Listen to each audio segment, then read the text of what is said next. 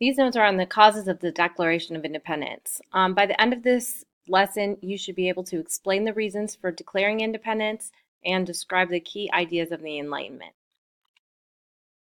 The first cause for declaring independence had to do with the French and Indian War. This year was fought in the 1740s, about 35 years before 35 years before we declared independence. This is when the problems really started surfacing. Britain, who we are a colony of, fought France for territory all across the world, in North America, both the United States territory and Canada, Europe, and Asia. The war, as many wars do, cost a lot of money, and as countries need to raise money to pay off their debts, the king harshly taxed the colonists to help repay the debts. So this caused a landslide of events. Second cause is unfair regulations. So this ties into that first cause with the taxes. In order to pay off the debts from the war, the king imposed unfair taxes and laws on the colonists. This consisted of laws like the Sugar Act, which taxed sugar and other imports, the Tea Act, again taxing tea, harsh taxes on tea, and the Stamp Act. There was also laws passed such as the Quartering Act, where soldiers were forced to or people were forced to let the soldiers into their home, and so on. The colonists had a problem with this, not just because they were very unfair and very steep, high taxes, but also because they had no representation in the British government. They had no say. The laws that were already in place in the colonies were kind of being disregarded, and the people were growing more upset as their complaints were not being heard by the king. As the laws continued to be passed down onto the colonists became more upset, and it led to rebellion and violence. Things such as the Boston Tea Party, boycotting, Boston Massacre were examples of this rebellion and violence that erupted when the king refused to address the grievances or complaints of the people. The third cause, which is really going to be the focus of the rest of this lesson, is the Enlightenment. And the Enlightenment period really, these ideas that came out of this time period really are what gave the colonists the confidence and the motivation to fight for their rights that they believed that they deserved.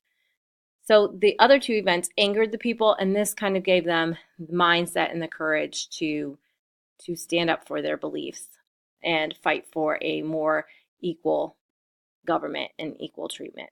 So the Enlightenment began in the 1700s. It was an intellectual movement. So basically, this was a period of new thoughts and ideas, and it kind of spun out of the scientific revolution in the 1600s. It was based on these scientific ideas of reason and logic.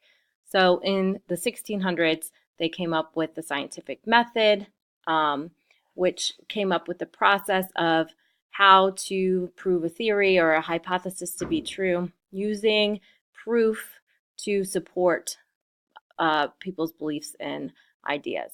So the Enlightenment philosophers transferred these ideas of the scientific revolution into other realms of life, not just science, but also into religious and political thought. The Enlightenment philosophers believed two things. One, that the world operated according to natural laws. And again, this is kind of based off of the ideas of science where, there's natural laws of gravity and natural laws of motion that could be proven. They also believed there was natural laws of economics and that kind of thing. These Enlightenment philosophers believed. They also believed that the laws could be explained using reason and logic. So how laws were set, how people interacted could all be explained. The Enlightenment ideas were important because they caused people to start questioning their beliefs. People started challenging religious traditions and challenging political authority, which we will see with our revolution. There were several different Enlightenment philosophers that we'll be focusing on. One of the most important and had the most impact on the structure of our government and our independence movement was John Locke. John Locke was an English philosopher. He believed in the ideas of natural rights. He believed everyone was born with these natural, God-given rights of life, liberty, or freedom, and property. So we all deserve to have these things, and that government exists to protect these rights of the people.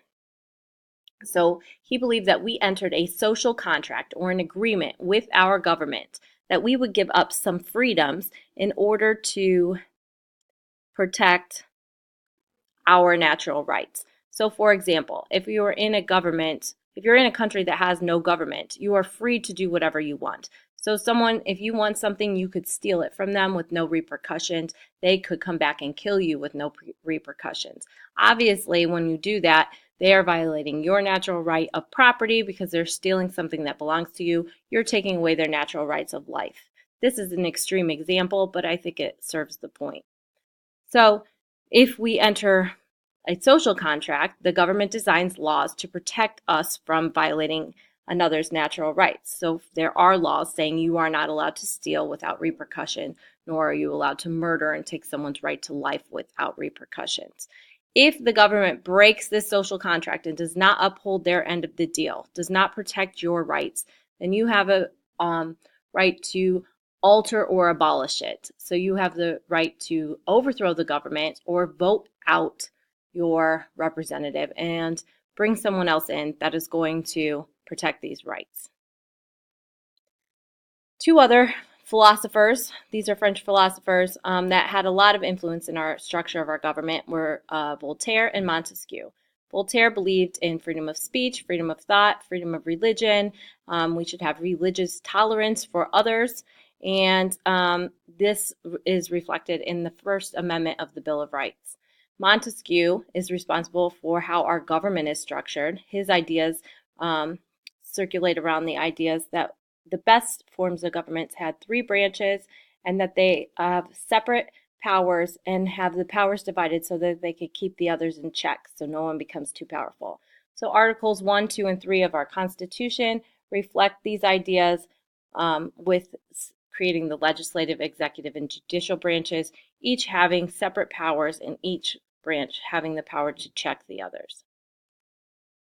The last two thinkers are Beccaria and Rousseau.